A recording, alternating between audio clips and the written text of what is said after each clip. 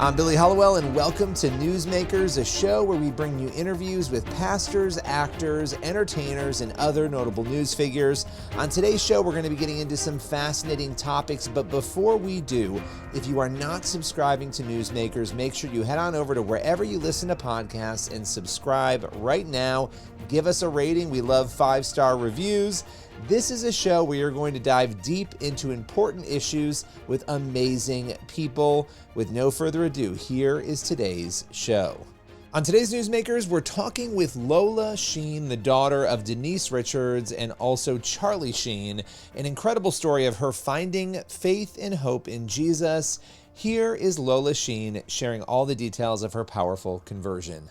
Well, I'm so excited to chat with you. So much to talk about. You recently shared photos of your baptism, and not just photos, but really your testimony. Yes. What has it been like to get the reaction that you've gotten to that?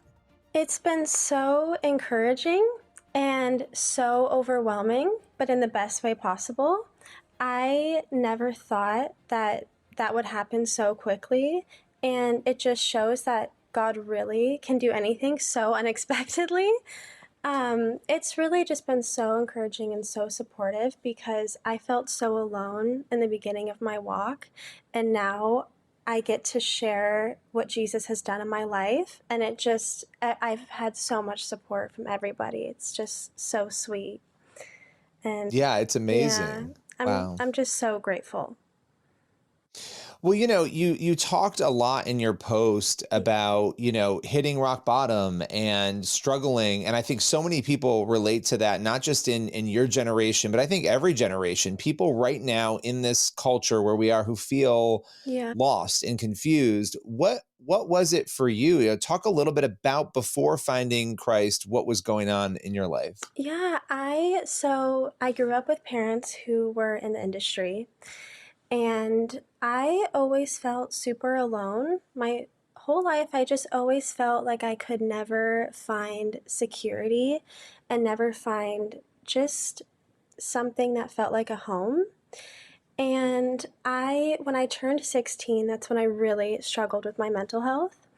And I had a very, very long season of dealing with depression. And I came out of that. I did not find Jesus at that time. And then when I turned 18 is when I really, really started to struggle with depression. And I feel like for me, it was just like, because when I was 16, I started therapy. And I was in therapy for almost 3 years. And so when I was 18, I was like, okay, like nothing's worked. Like I've been in therapy. I feel like I just don't have anybody. And that's when I was like, I just don't know what to do with my life. I also really struggled with feeling so insecure and very unworthy. And then it was almost just like, I remember because my family, I grew up Catholic, but I always knew of Jesus. I never knew him. And that is what changed so much for me when I met Jesus. It was like, now I actually know you. And I feel like there's a difference of going to church because you have to, and then going to church because you know Jesus now. You know what I mean? Yeah, no, Yeah. definitely. And so, yeah, Jesus really, really did find me. And that's what changed me is like he chose me first. And it was the first time someone chose me when I wasn't like the best version of myself. You know what I mean? Wow. Yeah. Yeah. Oh, wow. I have to ask you too, because you grew up in a very famous family with two Yeah. very famous parents, right?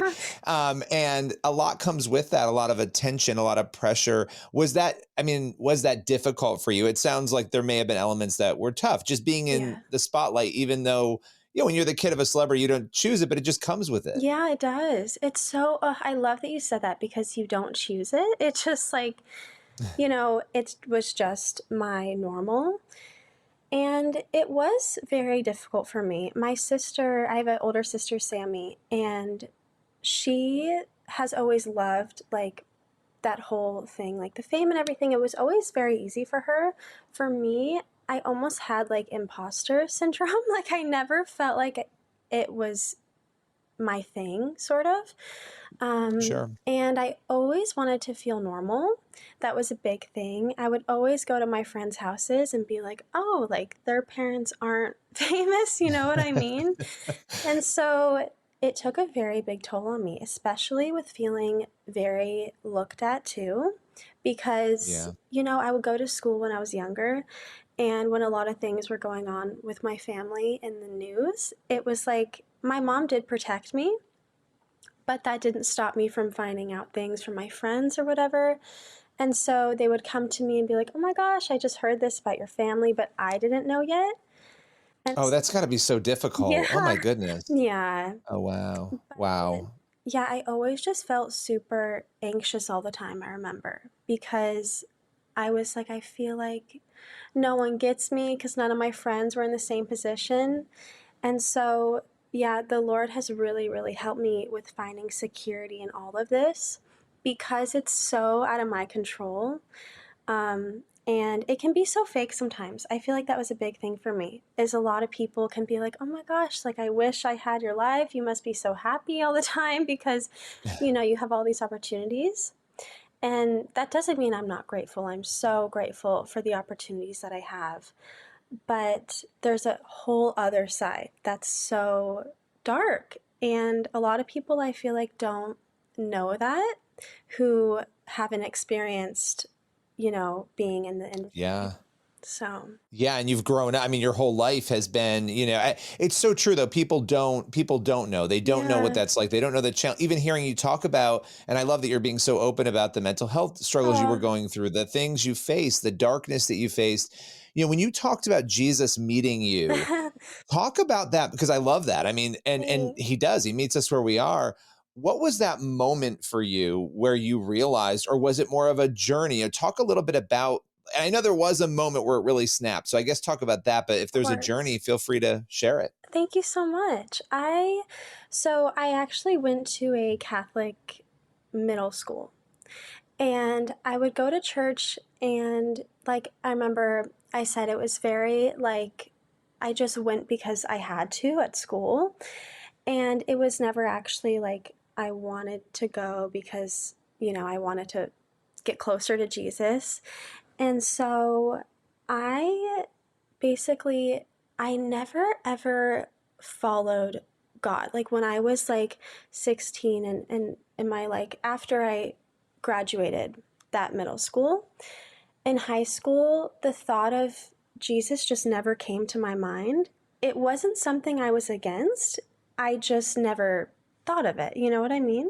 It just wasn't there in front of you. It wasn't Exactly. something you were thinking of. Right. Yeah. It wasn't As a something I was compass, thinking right? of. Yeah. Yeah. And none of my friends also that I was around were following Jesus. And so it's so crazy because when I was 18, that's when I say like everything changed because for some reason, right when I turned 18, everything just went downhill. I don't know like what happened, but yeah, I was really really struggling, and also depression is something that it almost felt like I was battling my own mind, and I felt like I just was in these chains of depression and anxiety.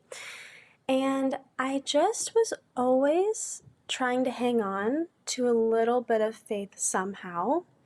And I would look for security in my friends, like when I was going through this hard time, or I would go to the beach and I would get a second of like temporary relief. But then I would come home and I'm like, what do I do now? And so it was, It starts all over again, right? yeah, Because all it was over like a again. temporary distraction almost, right? Yes. From what you were feeling. Yeah. So Yeah. true. And that's something that was so hard for me because I was like, I don't have any foundation. I don't have eternal like hope. It was just very like temporary. And so this one night I was in my bed and I remember having very just hopeless thoughts about my life. I was like, okay, why am I here if I'm just struggling so bad? And at the time, like, I always saw my friends and I was like, how are they so happy? Obviously, I don't know what goes on behind closed doors, but they all seemed like they were in such a good place. And the thing about this period of my life is no one knew I was struggling. And I didn't tell anybody, I think because I just felt so hopeless. I was like, I feel like anything anyone says right now is just not going to help me. And sometimes I would tell people about it, but I would feel so unheard. You know what I mean? And Yeah. so I just kept quiet. And this one night, I remember I was struggling really bad with nightmares as well. And so it got to a point where I wasn't sleeping. It was just like I was just so anxious. And I was laying down and I remember having such just terrible thoughts. I was like, I honestly just don't want, it's so sad, but I was like, I just don't want to be here anymore. I didn't want to, I just really did not see the point of me. You were just hopeless. You were ultimately at, like, when you say rock bottom, there's no hope in that Yeah. moment. I Yeah. understand that. Yeah. Yeah. Thank Yeah. you. And I I wrote this down and I always say this, but I really don't know how else to put it except the fact that Jesus came in my room. It was like I had never experienced anything like it. His presence came to me, and I think it was around like 12. And I felt this overwhelming sense of peace in my room. And I remember I saw a clip, this Christian influencer, her name is Ali Yost, and I always say, is the reason why I think I got saved, because I saw a video of her the day before. It came up on my TikTok and it was her talking about Jesus. So the thought of Jesus kind of was in my mind the day before. And Wow. then I think that's what opened the door to let him in, because I always say he's a gentleman. He's not going to barge into your life, you know what I mean? And Yeah. so I think once I started to think about him, the next night, that's when he came to me. And it felt like, it really felt like he took my hand and just said, I am here to rescue you and try this again now with me. And Wow. so, yeah. And I remember I went to bed that night feeling Jesus so close to me. And I just like to explain this to someone who's not Christian. Whenever I tell my story to some people who aren't believers, it sounds crazy. But there's nothing like the presence of God. I always say this. There's just nothing like it. And Yeah. yeah, and so the next morning, it's so funny because I had no idea what I was doing. I was like, okay, where do I start, Jesus? How do I start following you? I don't even know How do I anything. pray? Yeah. How do yeah. How do I pray? So I looked up. How do I give my life to Jesus? And I said this prayer, Lord, I don't know what I'm doing, but I know that I just met you. And I want to give my entire life to you. And I did. And slowly but surely, Jesus carried me through everything I was going through. And it was such an intimate time with Jesus because he was the only one I had. And so every day I would wake up and I was like, okay, what are we doing today? How are you gonna, get me through today? And I always say that what I went through was such a blessing in my life because the way that I got to know the Lord, and it was just such a special, sacred time. And so, Wow. yeah, ever since then, my life really was forever changed. I mean, I was just gonna say, like, how has your life changed? But I think it's so evident how your life has changed. I mean, Yeah, it's like night and day. And yeah, what an incredible journey. How have the people around you, family, friends, loved ones, particularly family, how have they reacted to this? Because it's a big change. yeah. I love that question so much because so I bought my first Bible like a couple weeks after I was saved. And I remember I was so scared to have my Bible out in front of my family because I was like, they're going to think I'm like, I don't know why I thought I was so embarrassed and why the Bible was so looked down upon. But I just remember I was so nervous to tell them. And I remember I didn't really tell them. I just sort of let them find out. I remember I bought this, it's downstairs, but I bought this photo of Jesus and it was him holding this girl who was like crying, and I put it in my room.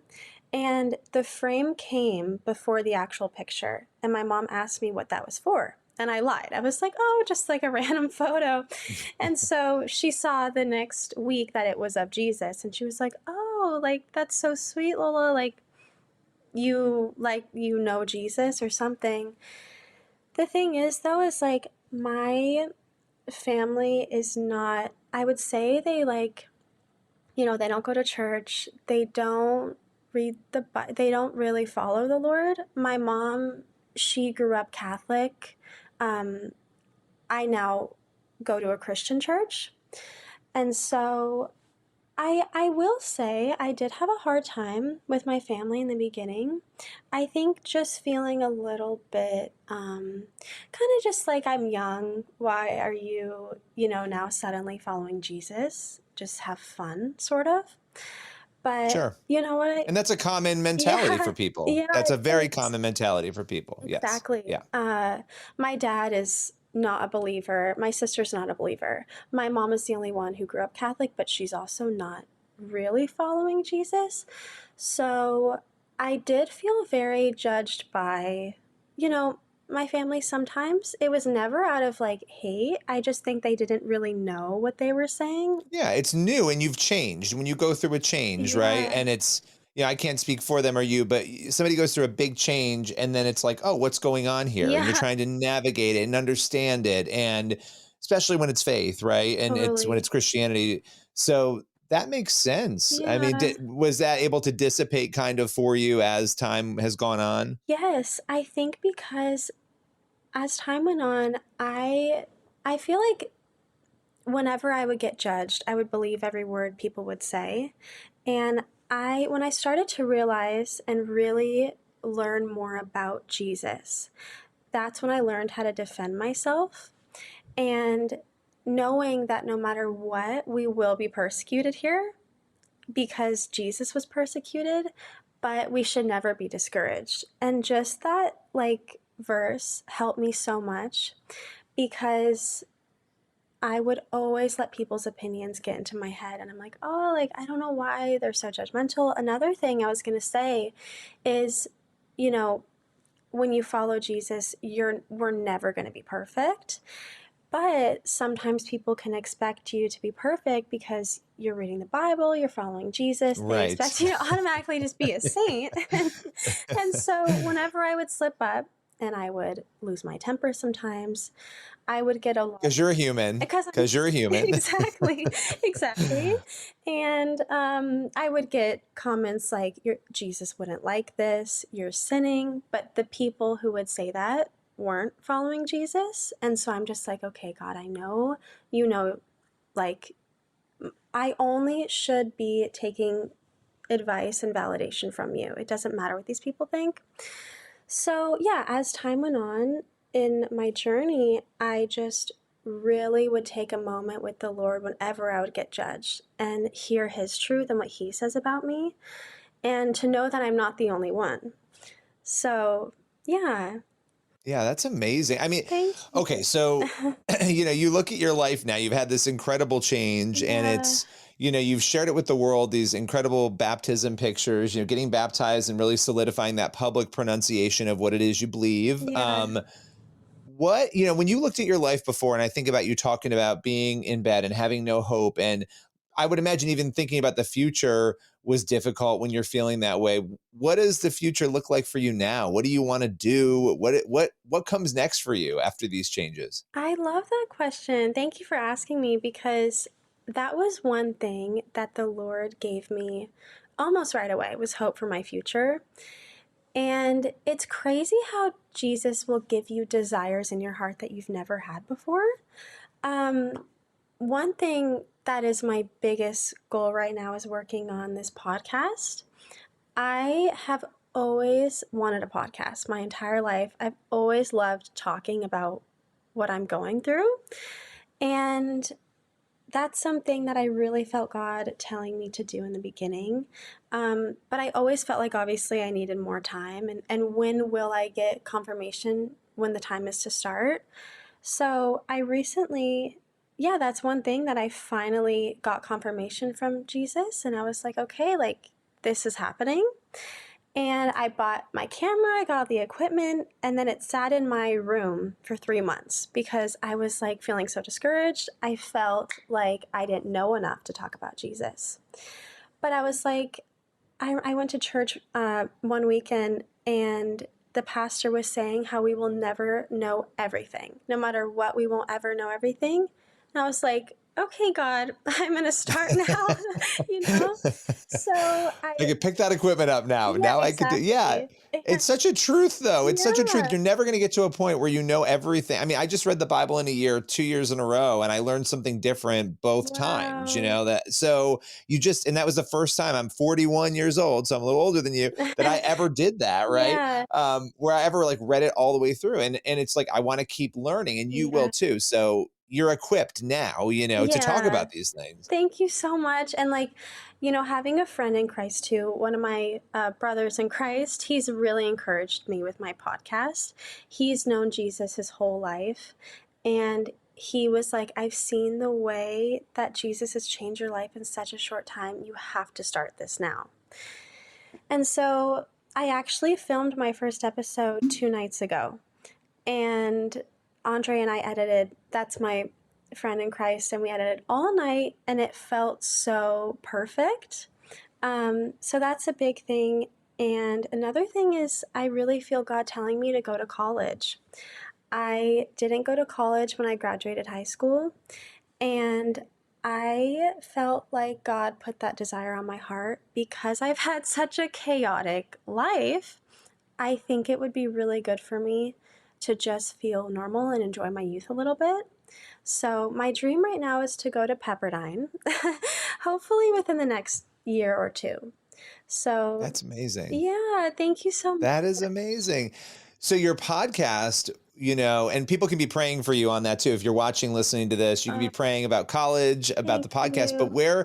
where will people be able to listen to the show, and when will they be able to listen to it or So watch it? my first episode actually comes out at 3 p.m. today. And Oh, amazing. yeah, so my podcast is called Heavenly Bonded. And that name, it's so crazy because I remember I was sitting with Jesus on the name, and I was like, okay, Lord, what should I name this? And I wrote down like 10 different names, and nothing felt right. And then it literally came to my mind, Heavenly Bonded, and I was like, oh my gosh, that's it. And so yeah, it's going to be coming out on YouTube for now.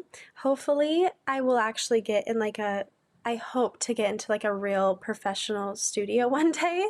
I really admire the reason why I got also the desire to do this podcast after I found Jesus is I found these Christian influencers. Their names are Angela and Ariel.